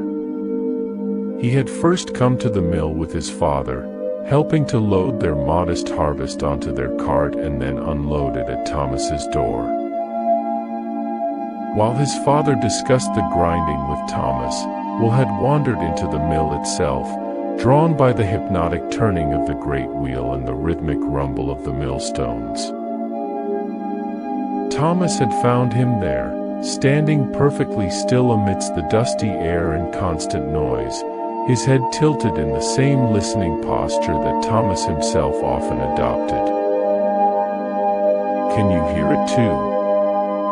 Thomas had asked, not really expecting an answer. To his astonishment, Will had nodded. "It's like singing," the boy said softly, but not with words exactly. "More like feelings." From that day forward, Will had become a regular visitor to the mill, initially just observing but gradually beginning to help with small tasks. His father, seeing an opportunity for his son to learn a valuable trade, had eventually approached Thomas about taking Will on as a formal apprentice when he reached 12, the traditional age for such arrangements. Thomas had agreed immediately, recognizing in Will the same rare sensitivity he possessed. Here, at last, was someone who might carry on his methods, who might preserve the special relationship between miller and wheat that made Brookfield flour so exceptional. The apprenticeship began on Will's 12th birthday, with the boy moving into the small room above the mill that had once been Thomas's own childhood chamber. The miller's cottage adjacent to the mill had plenty of space for them both, but Thomas believed that a miller should sleep near his millstones, should be awakened if the rhythm of their turning changed during the night, should be attuned to the mill as if it were an extension of his own body. The first months were devoted to teaching Will the physical aspects of the trade, how to maintain the water wheel, how to dress the millstones when they became worn smooth, how to judge the weight of a sack of grain with his hands, how to test the fineness of flour between his fingers. Thomas was a patient teacher, and Will a dedicated student who absorbed each lesson with quiet intensity. But the true education, the special knowledge that set Thomas apart from other millers, could not be taught in any conventional way. It could only be nurtured, encouraged to develop through example and shared experience. "Close your eyes," Thomas would tell Will as a new batch of wheat arrived. "Listen not with your ears but with something deeper. The wheat remembers the field where it grew, the rain that watered it, the hands that harvested it. It will tell you how it wishes to be treated, if you learn to hear its voice." At first, Will could only catch glimpses of what Thomas perceived so clearly, a vague impression here, a fleeting sensation there. But as months stretched into years, his ability grew stronger. By his 15th birthday, he could distinguish between wheat grown in different parts of the valley simply by running his hands through it. By 16, he could suggest the precise adjustment needed for the millstones without Thomas having to check his work. The gentle miller watched his apprentice's progress with quiet pride and growing confidence in the future of his beloved mill. Will had not only mastered the technical aspects of milling but had developed the deeper understanding that made Thomas's flour so special. The wheat spoke to him as clearly as it did to Thomas himself, and he responded with the same patient care, the same respect for each grain's unique character. The people of Brookfield had also come to accept Will as Thomas's successor. They saw how the two worked together in harmony, how the quality of the flour remained consistent whether Thomas or his apprentice had overseen its grinding. The bakers and farmers who had initially been skeptical of such a young miller in training now treated him with the same respect they showed Thomas. All seemed well until the summer of Will's 18th year, when a severe drought struck the valley. 4 weeks, no rain fell. The crops withered in the fields, and the river that powered the mill shrank to a narrow trickle, barely turning the great wheel. The harvest, when it finally came, was the poorest in living memory, the wheat sparse and shriveled, lacking the plumpness and golden color of healthy grain. Farmers brought their meager crops to the mill with faces drawn in worry. This wheat would barely feed their families through the winter, let alone provide seed for the following spring or surplus to sell at market. They needed every possible grain to be turned into usable flour, with nothing wasted. Thomas and Will received each farmer with their usual care, but privately, they shared concerned glances as they examined the drought-stricken wheat. This grain barely sang at all. Instead, it seemed to cry out in distress, its voice thin and reedy where it should have been full and melodious. "We cannot grind this as we normally would," Thomas told Will as they prepared the first batch. "It has suffered too much already. The stones would crush what little life remains in it." Together, they made unprecedented adjustments to the mill. They raised the upper millstone higher than it had ever been set before, allowing the G.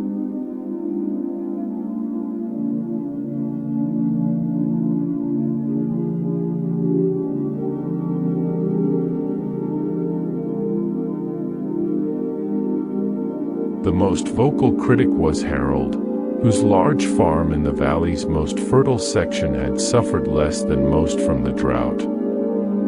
With more wheat to grind than anyone else, he was impatient with the delays and skeptical of the unusual methods.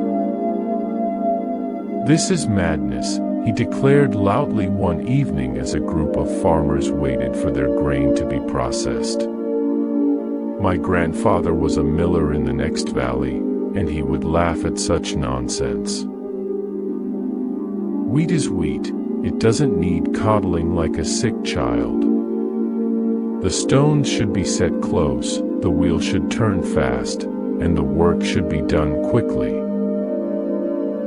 Several others nodded in agreement, their patience worn thin by worry and hunger. Even some who had always respected Thomas's methods were beginning to doubt in the face of this crisis. "Perhaps we should take our wheat elsewhere," suggested another farmer. "There's a new mill opened in Oakvale, with modern stone arrangements that can grind twice as fast." Thomas, overhearing these complaints as he adjusted the water flow, said nothing. He had faced skepticism before and had always let the quality of his flower speak for itself. But this situation was different. The drought had created real hardship, and people were afraid for their families.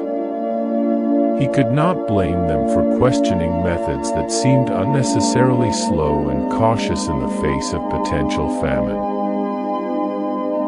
Will, however, was less able to maintain his composure.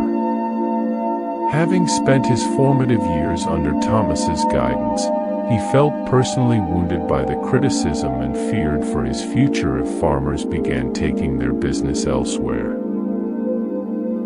"We should show them why we work as we do," he urged Thomas that night as they sat by the fire in the miller's cottage. "Let them hear the wheat as we hear it. Let them understand." Thomas shook his head gently. "Some gifts cannot be shared, my boy. They can only be recognized in those who already possess them. The farmers hear their own hunger and fear speaking louder than any voice from the wheat could ever sound to their ears. Then what can we do?" Will asked, his young face troubled in the firelight. "We continue our work in the way we know is right," Thomas replied simply. "And we have faith that the results will speak for themselves, as they always have." The next morning, they returned to the mill to find Harold waiting for them, his cart piled high with sacks of his grain. His expression was determined, almost confrontational.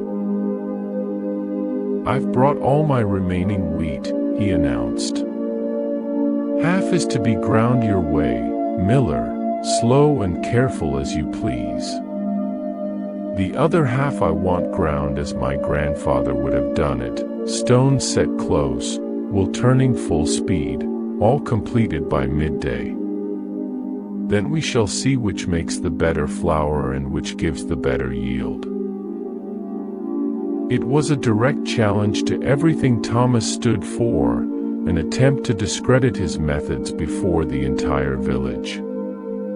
Several other farmers had gathered to witness the contest, their faces showing a mixture of curiosity and concern.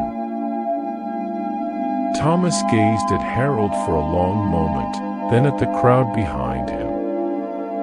He understood the fear driving this challenge and knew that his response would determine not just his own reputation but the future of his approach to milling and, ultimately, Will's inheritance. "Very well," he said quietly. "We will do as you ask." Will looked at him in shock. But he began to protest. Thomas silenced him with a gentle hand on his shoulder. "Sometimes the only way to teach is to allow others to learn for themselves," he murmured. Then, addressing Harold and the assembled villagers, he continued more loudly, "We will grind your wheat both ways. You may judge the results for yourselves." That day, for the first time in his career as miller, Thomas deliberately ignored the voice of the wheat. Following Harold's instructions, he set the millstones almost touching, increased the water flow to make the wheel turn at its maximum speed, and processed half of the farmer's grain in a few short hours. The mill groaned and shuddered with the effort, dust filling the air more thickly than usual, the smell of hot stone mingling with that of crushed grain. The resulting flour was produced quickly and in greater quantity than Thomas's usual methods would have yielded, about 15% more by volume. Harold nodded in satisfaction as the miller presented him with the filled sacks. "Now for the other half," the farmer said, "though I believe we've already seen which approach makes better sense this year." Thomas and will then return the mill to their preferred settings, stones well separated, water flow reduced to turn the wheel at its gentlest pace. They ground the remaining wheat as they would have done without the challenge, listening to its faint, stressed voice and responding with tender care. This process took the remainder of the day and well into the evening. The gathered crowd dwindled as people returned to their own concerns, but Harold remained, watching with poorly concealed impatience as the gentle miller worked at his methodical pace.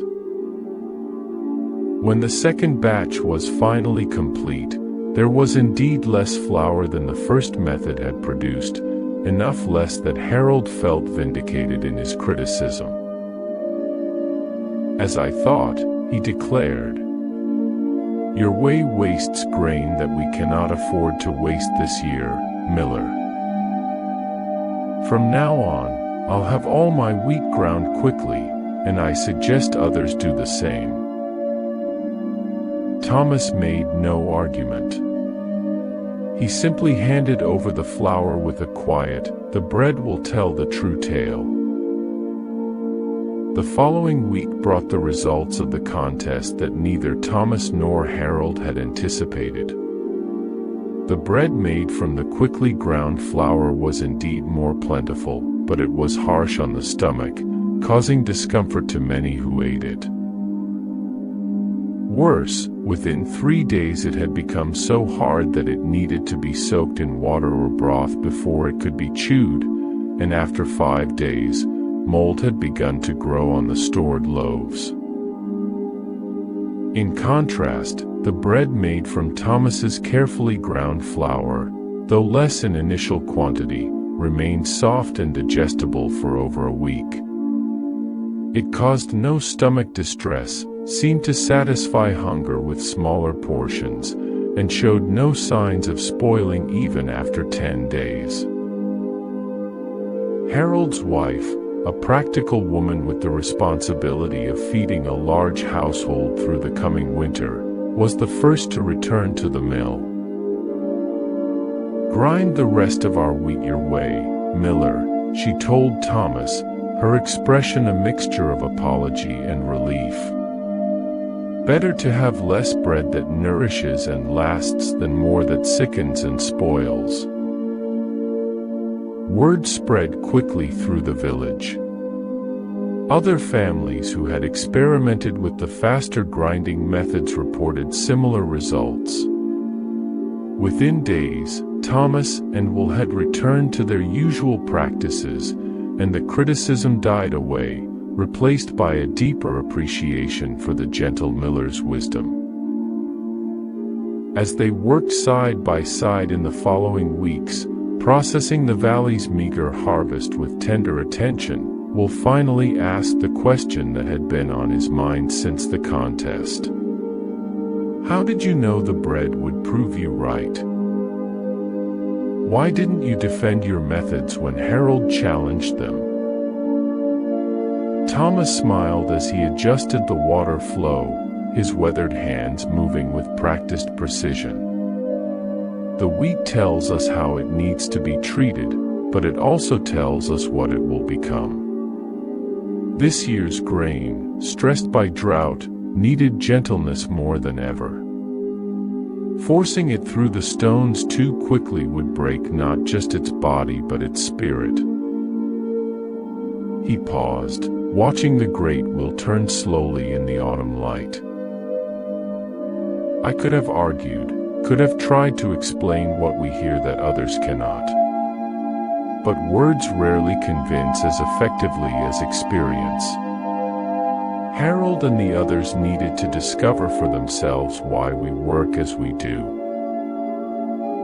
Will nodded thoughtfully, understanding dawning in his young face. "So sometimes being the gentle miller means being gentle not just with the wheat but with people too, allowing them to learn in their own time, their own way." "Precisely," Thomas agreed, his eyes crinkling with pride in his apprentice's insight.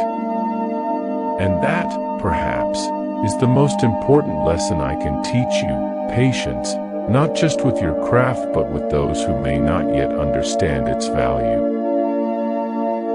That winter was indeed difficult for Brookfield, with food stores stretched thin and every crumb of bread precious. But thanks to the gentle miller's methods, the flour produced from the drought-weakened wheat provided more nourishment than anyone had thought possible. The bread lasted longer, satisfied hunger more effectively, and sustained the village until spring brought new growth and fresh hope. In the years that followed, no one again questioned Thomas's slow, careful approach to milling. Indeed, as word spread about how his methods had helped Brookfield survive the drought with less hardship than neighboring communities, farmers from beyond the valley began bringing their grain to be ground by the gentle miller and his apprentice. Eventually, the time came for Thomas to step back and allow Will to take full responsibility for the mill. By then, the young man had fully developed his own relationship with the wheat, his own ability to hear its subtle voice and respond appropriately.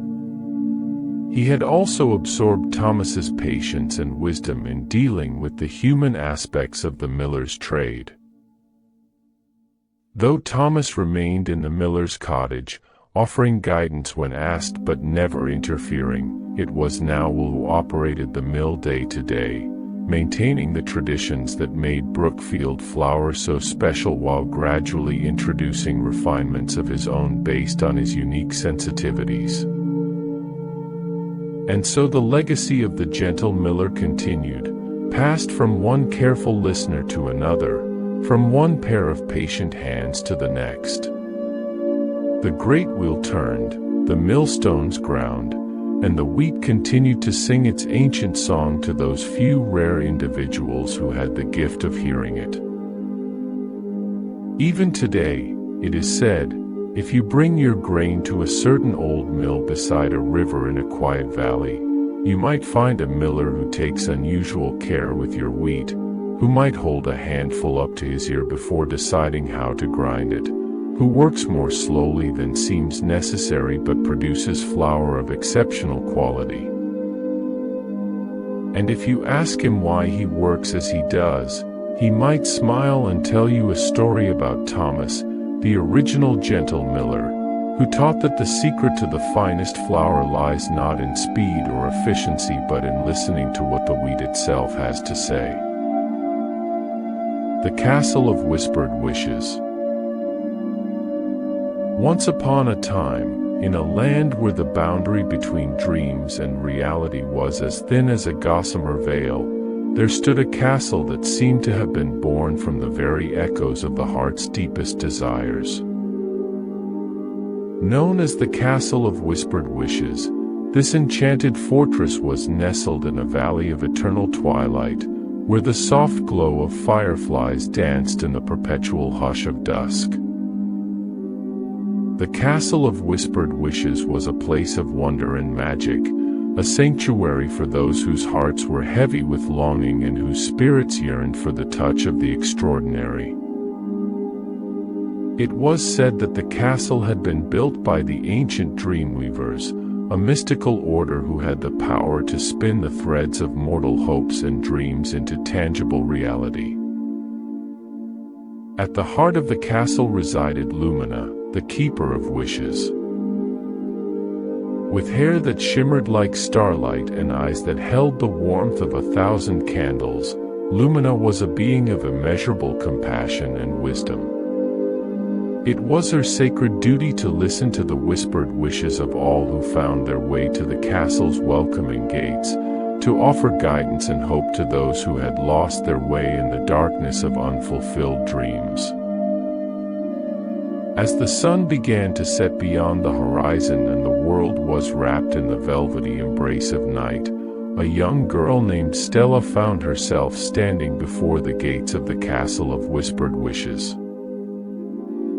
With hair as golden as the first light of dawn and eyes as deep as the fathomless night sky, Stella was a child whose heart was filled with an aching emptiness, a longing for something she could not name. For as long as she could remember, Stella had felt like an outsider in her own life.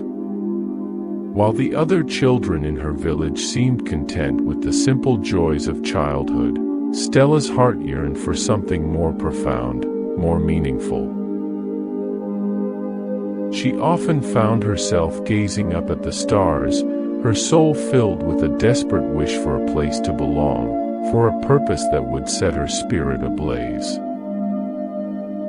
It was this unspoken wish that had drawn Stella to the gates of the Castle of Whispered Wishes, guided by an invisible force that seemed to tug at the very strings of her heart. As she approached the castle's entrance, Stella felt a sudden warmth envelop her, as if the very air was alive with the breath of 1,000 whispered dreams. The gates swung open before her, revealing a winding path of shimmering stardust that led to the castle's grand doors. As Stella walked along the path, she marveled at the delicate flowers that bloomed on either side, their petals glowing with a soft, pulsing light. The air was filled with the gentle tinkling of wind chimes and the distant strains of a melodic lullaby, a soothing symphony that seemed to wrap around her like a comforting embrace. As Stella entered the castle's grand hall, she found herself standing before Lumina, the keeper of wishes. The beautiful enchantress smiled at the young girl, her eyes filled with a profound understanding and a love that seemed to encompass the entirety of the cosmos. "Welcome, dear Stella," Lumina's voice was as gentle as a summer breeze. "I have long awaited your arrival, for the stars themselves have whispered of the wish that burns within your heart." Stella's eyes widened, a flicker of hope igniting in her soul. "You know of my wish, wise Lumina?" she asked, her voice trembling with a mix of awe and trepidation. Lumina nodded, her smile deepening. "Indeed, I do, precious child. In this castle, wishes are not merely idle fantasies, but the very language of the soul. Come, let me guide you to the Chamber of Echoes, where the whispers of your heart will take form and guide you to your true destiny." With a wave of her hand, Lumina conjured a shimmering orb of light that floated before Stella, beckoning her to follow. The young girl trailed after the orb, her heart racing with anticipation as she navigated the castle's winding corridors. She passed by rooms filled with the laughter of dreams come true, mirrors that reflected not the physical world, but the deepest desires of the heart, and windows that looked out upon vistas of breathtaking beauty. At last, they reached the Chamber of Echoes, a circular room with walls made of translucent crystal. In the center of the room stood a shimmering pool of starlight, its surface as still as glass. Lumina gestured for Stella to approach the pool, her eyes sparkling with a gentle encouragement. Stella stepped forward, her reflection appearing in the starlit waters. But instead of her own familiar face, she saw a vision of herself as she had always dreamed of being, a girl with a purpose, a destiny, a place in the world where she truly belonged. In the reflection, Stella saw herself surrounded by the warmth of love and acceptance, her spirit shining with the radiance of 1,000 suns. As Stella lost herself in the beauty of this vision, she felt a gentle hand on her shoulder. She turned to see Lumina standing beside her, her eyes filled with a profound understanding. "This is the wish that lies within your heart, dear Stella," the keeper of wishes said softly, "a wish for belonging, for purpose, for a love that knows no bounds. And it is a wish that is already beginning to come true, for in your journey to this castle, you have taken the first step towards embracing the magic that lies within you. Stella felt a rush of emotion, tears of joy and revelation streaming down her face. She saw now that the emptiness she had always felt was not a void to be filled, but a space waiting to be illuminated by the light of her own unique spirit. With a grateful smile, she turned to Lumina, her heart overflowing with a newfound sense of hope and self-discovery. From that moment on, Stella's life was forever changed. She returned to her village, but she carried with her the magic of the Castle of Whispered Wishes. She became a beacon of light for others, guiding them towards their own dreams and desires with the wisdom and compassion she had learned from Lumina. As the years passed, the legend of the Castle of Whispered Wishes grew, whispered from one heart to another like a precious secret. And though the world continued to turn, filled with the joys and sorrows of life, those who found their way to the castle's enchanted gates knew that they had discovered a place of true magic, a sanctuary where the wishes of the heart were not only heard, but cherished and nurtured. So, dear listener, as you drift off into the welcoming embrace of sleep, let your own wishes take flight. Know that, like Stella, you possess a magic all your own, a light that has the power to illuminate even the darkest of nights. And may the gentle whispers of the Castle of Whispered Wishes be a reminder that your heart's deepest desires are not merely dreams, but the very seeds of the extraordinary life that awaits you. Sweet dreams, dear one, and may the magic of your own whispered wishes guide you to a future filled with endless wonder and the joy of belonging.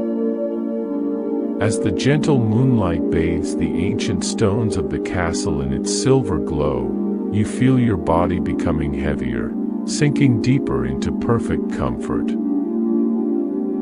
The distant sounds of the castle settling for the night create a lullaby just for you, soft creaks of wood, the whisper of tapestry stirred by night breezes, the faint melodic trickle of the courtyard fountain.